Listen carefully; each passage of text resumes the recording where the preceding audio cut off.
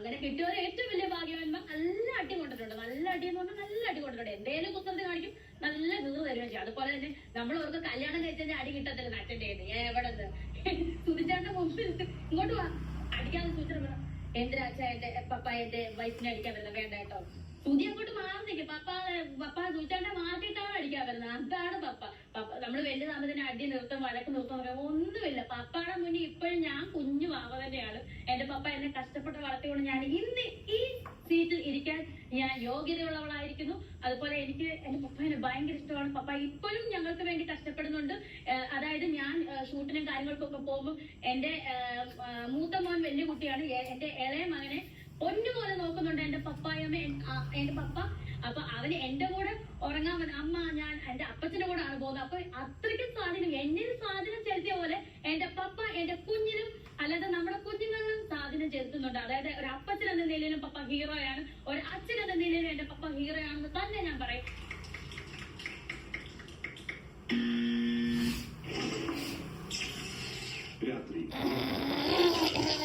Professional life എന്ന് +2 life വരെ നമ്മൾ സാധാരണ പോലെ +2 ലൈഫ്. +2 ഞാൻ ഹ്യൂമാനിറ്റീസ് ആയിരുന്നു എടുത്തത്. അതുകൊണ്ട് തന്നെ GNM ജനറൽ നഴ്സിംഗ് പഠിക്കണമെന്ന് ആഗ്രഹം. പഠിക്കണമെന്നുള്ള ആഗ്രഹങ്ങളല്ല, ബാംഗ്ലൂരിൽ പോകാനുള്ള ആഗ്രഹം കൊണ്ടാണ് ഞാൻ ചേർന്നത് നഴ്സിംഗിന്.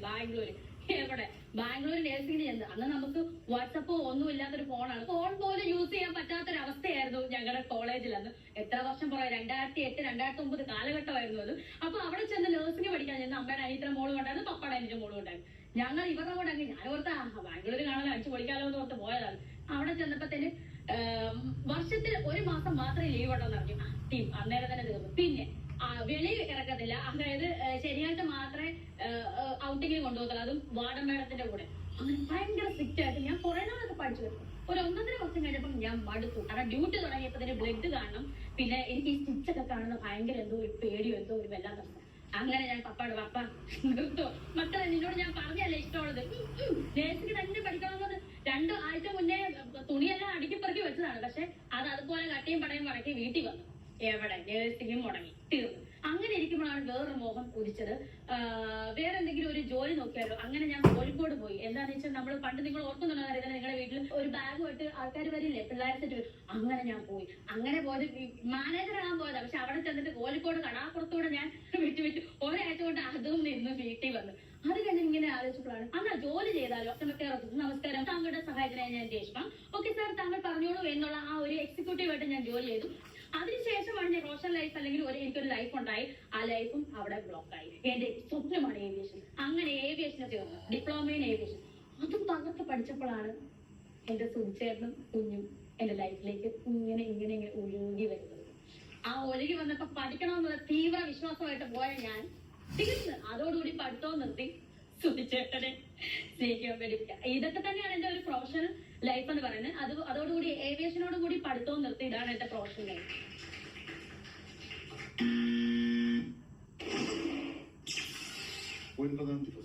രാത്രി 1:25.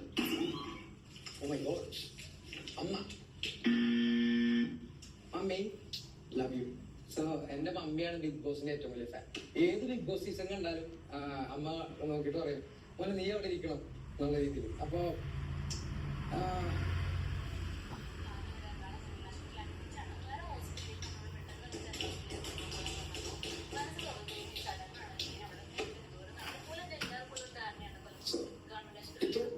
ഇത്രയും ദിവസം നമ്മളൊന്നും വീട്ടുകാരെ ചിന്തിച്ചിട്ടില്ല.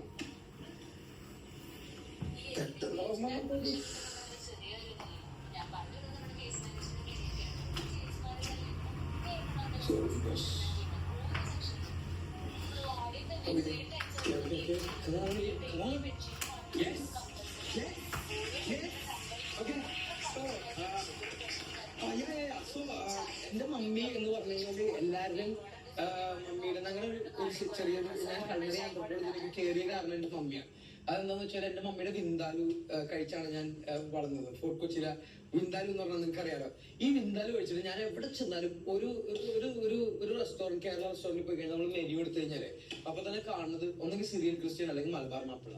അപ്പൊ നമ്മുടെ കൊച്ചി കുസീൻ ഒരിക്കലും ഉണ്ടാവാറില്ല. മമ്മിയുടെ വിന്താലു എന്തായാലും എനിക്ക് എവിടെയെങ്കിലും ഫീച്ചർ ചെയ്യണമെന്ന് പറഞ്ഞിട്ട് ഞാൻ റിസർച്ച് തുടങ്ങിയതാണ്. എനിക്ക് എങ്ങനെയെങ്കിലും എന്റെ മമ്മിയുടെ വിന്താലു എല്ലാവർക്കും കേൾക്കണം. അപ്പൊ കാരണം ഞങ്ങളുടെ അവിടെ ഫോർട്ട് കൊച്ചിയിൽ എന്താണെന്ന് വെച്ചാൽ ഈ വിന്താലു ഒരിക്കലും ഫീച്ചർ ആവാത്ത കാരണം എന്ന് വെച്ചാൽ എല്ലാവരും അവരവരുടെ മമ്മിയുടെ വിന്താലുമായിട്ട് ലിസ്റ്റ് എന്ന് പറയും. അപ്പൊ അങ്ങനെ ഒരു ഇരിക്കുകയാണ് no my mum's vindaloo better than yours. ഇതാണ് നമ്മുടെ ഫോർട്ട് കൊച്ചിക്കാരുടെ ടാഗ് ലൈൻ. അപ്പൊ അങ്ങനെ പറഞ്ഞ് ജീവിച്ചു വന്നപ്പോഴേക്കും ഞാൻ എന്താ വെച്ചാൽ ഞാൻ ഈ കള്ളറി ആൻഡ്രോയിഡിൽ കുറെ ഇൻവെസ്റ്റ് ആയി, ഒരുപാട് റിസർച്ച് ചെയ്ത് തുടങ്ങി. അങ്ങനെയാണ് എനിക്ക് കുറെ ഹിസ്റ്ററി ടെക്നിക്സ് ഒക്കെ കിട്ടി. പിന്നെ അതുകൊണ്ടുള്ള ആൾക്കാരെ കുറെ നാരറ്റീവ്സ് ഒക്കെ എടുത്ത് ഞാൻ എന്റെ രീതിയിൽ റിസർച്ച് ചെയ്ത് ഉണ്ടാക്കിയിട്ട്